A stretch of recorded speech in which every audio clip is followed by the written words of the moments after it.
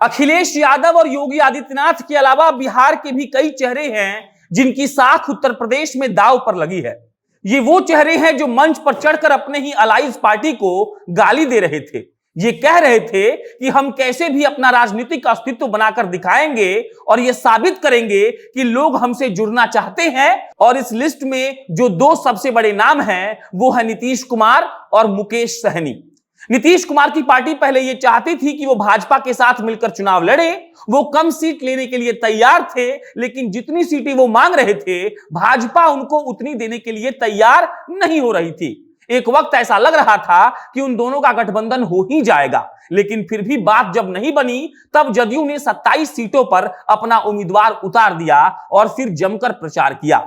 अभी जब उत्तर प्रदेश के अलावा और 4 अन्य राज्यों में काउंटिंग की प्रक्रिया चल रही है, तब उत्तर प्रदेश में अखिलेश यादव और योगी आदित्यनाथ के अलावा बिहार के मुख्यमंत्री की पार्टी भी अपना भाग्य आजमा रही है। और अगर ईवीएम के पिटारे से जदयू के लिए कुछ बेहतर नहीं निकलता है तो इसका संदेश साफ साफ ये रहेगा कि उनकी पार्टी को उत्तर प्रदेश में नकार दिया गया। वहीं दूसरी तरफ अपने आप को सन ऑफ मल्लाह कहने वाले मुकेश सहनी, जो उत्तर प्रदेश में कई महीनों से लगे हुए थे, वहीं रह भी रहे थे, उनके भी भाग्य का फैसला आज शाम तक हो जाएगा। एक वक्त मुकेश सहनी ने प्रेस कॉन्फ्रेंस करके कहा था कि हम 165 सीटों पर चुनाव लड़ेंगे। राजनीतिक पंडित ये भी कहते हैं कि उनका भी मन था कि भाजपा उनके साथ कोई छोटा मोटा गठबंधन कर ले, कुछ सीट दे दे, लेकिन बात नहीं बनी तो मुकेश सहनी अकेले चुनाव में उतर गए और ताल ठोकने लगे। ये वही मुकेश सहनी है जो भाजपा और जदयू के साथ मिलकर बिहार में सरकार चला रहे हैं, खुद मंत्री भी हैं, लेकिन उत्तर प्रदेश के हर चुनाव प्रचार में उन्होंने भाजपा को जमकर कोसा है, नरेंद्र मोदी और अमित शाह को खूब लपेटा है। और इसके बाद अब जब आज रिजल्ट आने वाला है तो इन लोगों पर सबकी नजरें टिकी हुई है कि आखिर इनकी पार्टी कैसा परफॉर्म करेगी। अब नमस्कार, मेरा नाम प्रशांत राय है और आप जनता जंक्शन का खास कार्यक्रम एक्सप्लेनर देख रहे हैं।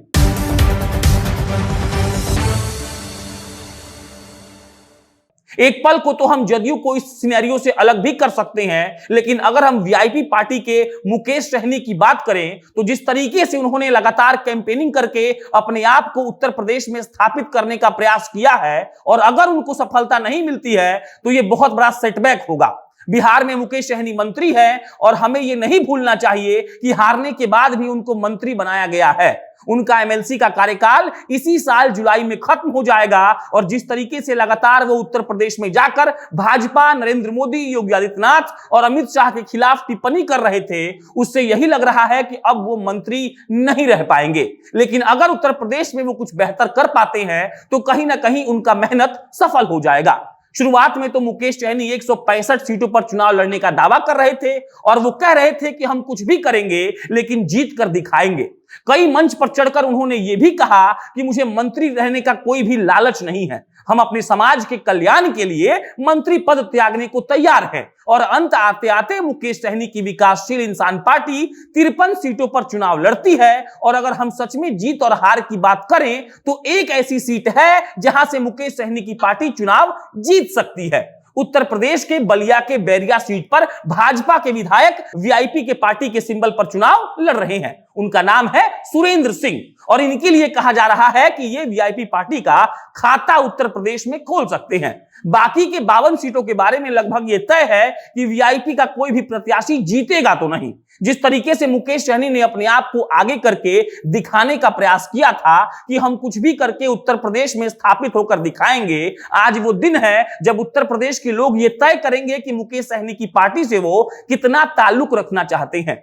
एक बयान मुकेश सहनी का बहुत चर्चा में आया था जब उन्होंने कहा था कि जात दो ही होता है, एक अमीर का और एक गरीब का, और हम गरीब का कल्याण करने के लिए आए हैं। और उसके बाद वो आगे कहते हैं कि मल्लाह समाज को सारे लोगों ने नजरअंदाज किया है, वादा करके वादा खिलाफी की गई है, इसीलिए आप लोग हमसे जुड़िए। इन सारी बातों का निचोड़ आज जब काउंटिंग पूरा हो जाएगा तो मालूम चलेगा कि मुकेश सहनी की बात लोग कितनी समझ पाए या फिर कितना समझना चाहते थे।